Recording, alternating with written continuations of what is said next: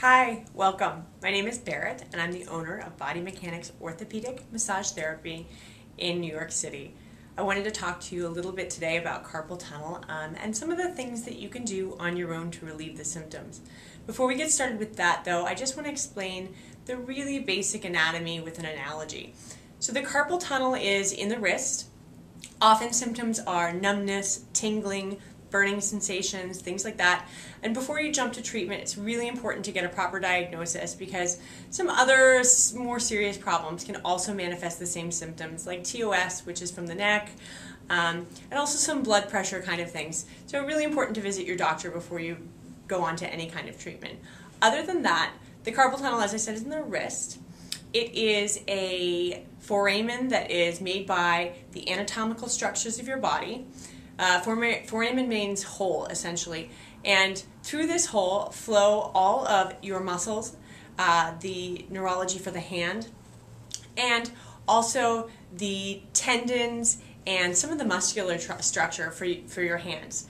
So what happens is there's this hole, which we're going to represent this by, say, the hole in a needle, and then all these things that flow through it, that's like the thread going through the needle. And imagine that you have many of these threads, and those are all the things that are going to allow you to do what you do with your hands, and you're trying to fit these threads through this hole, but they have been sort of abused and used many times, and they're fuzzy and thick and they don't fit through very well anymore.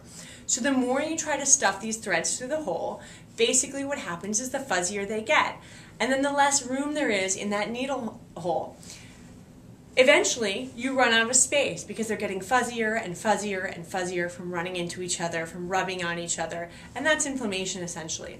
The less room you have, the more compression you have, and then you start to have these neurological symptoms. As I said, burning, numbness, tingling. In the worst case scenario, you're going to have lack of feeling. So we're going to quickly just show you some techniques that you can use if you have carpal tunnel. You can do this at your desk at home. These are things that will keep you from seeing and paying for somebody like me, a massage therapist.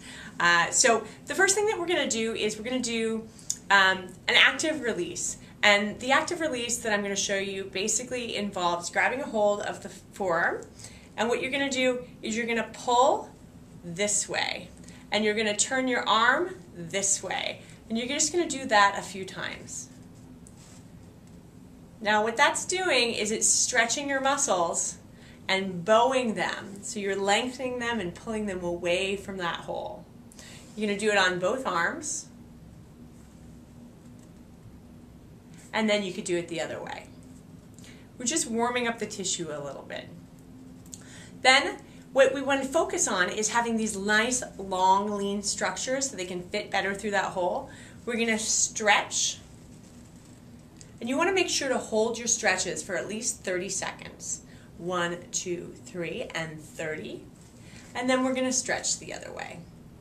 You're going to do it to both sides. And then you're going to go back to your little warm-up, right? So now we can get to things like we really want to thin out those tissues and get them in good shape. So we're going to add in an active release. I'm going to have you move your fingers, and then squeezing your forearm, you're going to pull away from the tissue. Now I've got a grip like this, and I'm squeezing back and forth. And basically we're making nice, long, lean muscle and pulling it through the tissue. And we would do that on all of the muscles that we could feel. Now if you do have carpal tunnel, it's liable that this is going to be a little bit sensitive. So you're going to want to be a little bit careful. And you're going to do the same thing on this side.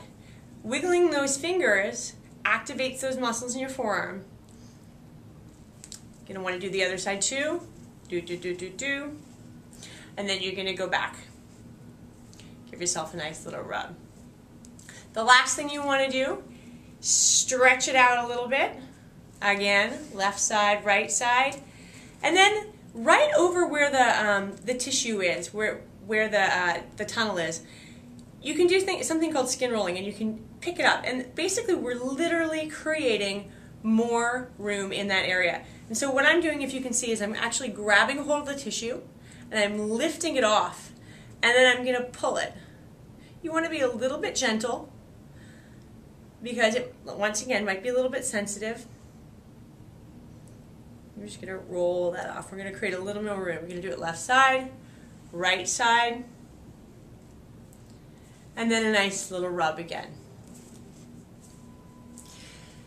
You might want to, after you do this, it's going to bring more circulation to that area. So afterwards, you might want to put a cool compress, a little bit of ice on there just for like 3 minutes, and then stretch yourself back out and go back to work. Look for us more on YouTube. I'm Barrett Kirkaby from Body Mechanics NYC. Have a great day and stay healthy.